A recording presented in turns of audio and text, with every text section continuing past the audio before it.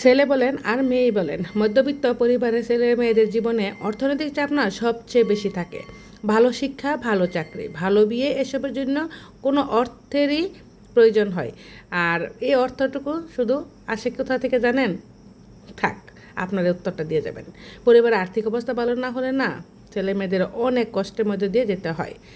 ইচ্ছা থাকা সত্ত্বেও কিন্তু ভালো বিয়ে করা সম্ভব নয়, ছেলে বলেন আর মেয়েই বলেন। মেয়েকে যদি ভালো জায়গায় বিয়ে দিতে চান, তাহলে আপনার ভালো অর্থ থাকতে হবে, অনেক অর্থ থাকতে হবে, এবং আপনার পজিশন ভালো থাকতে হবে। আর ছেলেকে যদি বিয়ে করাতে চান, তখন ছেলের কিন্তু ভালো পজিশন থাকতে হবে। এটাই কিন্তু সত্যি।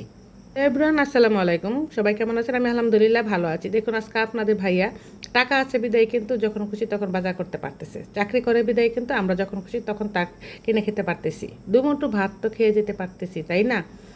আর কি বলবো, দেখুন এখানে আসলে অনেক দিন পর শরীফা পেলো। আর এই শরীফাগুলো আমার এত বেশি পছন্দ, আতাকলা শরীফা আমার এবং আমার ছেলের খুব বেশি পছন্দ। এক এক করে কিন্তু বাজারগুলো সবগুলো কিন্তু নামিয়ে ফেলেছে। তারপর দেখুন পেঁয়াজ, এখানে কিন্তু মোটামুটি পেঁয়াজ, অনেকগুলো পেঁয়াজ রয়ে গেছে। আর আরও পেঁয়াজ নিয়ে আসছে।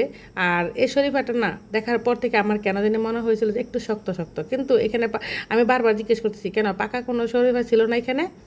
তারপর বলতেছে হ্যাঁ পাকাও তো আছে। আর আমিও পাকাটা খুঁজে বের করে নিলাম। আর বের করে দেখুন কিভাবে ভেঙে ফেললাম। ভাঙ্গার সাথে সাথে কিন্তু আমি খাওয়া শুরু করে দিলাম। আর আমার যে কী ভালো লাগে সত্যি। আমার এই পাকা যে কোনো ফল, আমি আসলে ফলের প্রতি এমনি তো একটু বেশি দুর্বল। ফলটা আমার মনে হয় যে অনেক বেশি ভাতের চেয়ে, অন্য সব কিছুর চেয়ে ফলটা মনে হয় আমি একটু বেশিই খাই। আমার কাছে ভালো লাগে, কিছু করার নাই। আমি না মাঝে মাঝে আমার ছেলেকে বলি, বাবা আর যাই করি না কেন ভাত না খেয়ে থাকতে পারবো, কিন্তু ফল কিন্তু আমার ঘরে থাকতে হবে।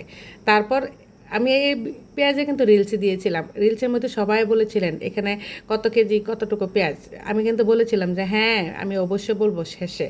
আজকে কিন্তু আমি অবশ্যই বলবো। আসলে এখানে মোটামুটি প্রথম নিয়ে আসছিল 10 কেজি, তারপর নিয়ে আসছে 10 কেজি, তারপর আবার 5 কেজি। এখন আপনারাই বলেন কত কেজি হয়েছে এখানে। আমি না হয় নাই বললাম।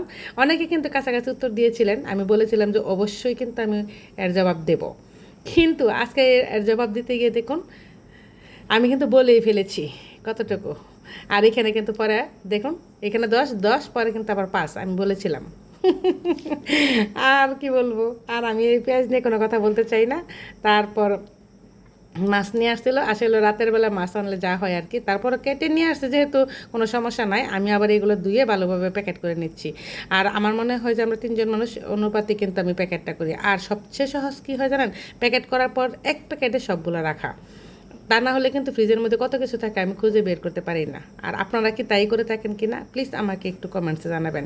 আমি এই কাজটাই করে থাকি, আর আপনারা কীভাবে করে থাকেন। আর দেখুন, মুড়ি ভরার নতুন পদ্ধতি আজ এই পর্যন্তই। কেমন লাগলো ভিডিওটি জানাবেন। আল্লাহ হাফেজ, আসসালামু আলাইকুম।